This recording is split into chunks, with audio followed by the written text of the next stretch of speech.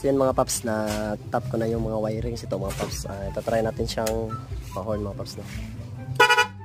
So ito yung adjuster nito mga paps. So may adjuster siya, kung pwede yung pahinaan yung bilis ng horn, pwede rin siya.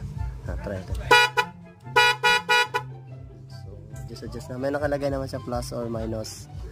And then yung wirings nito mga paps, dito na naman tayo.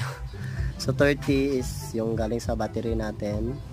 And then yung 85, kinabit natin dito sa pink wire. And then yung 86 dito sa brown wire. So Yamaha po ito. Ito po yung accessory wire ng Yamaha po. And then yung 87, dito natin sa tinap sa ating rapid relay na adjustable.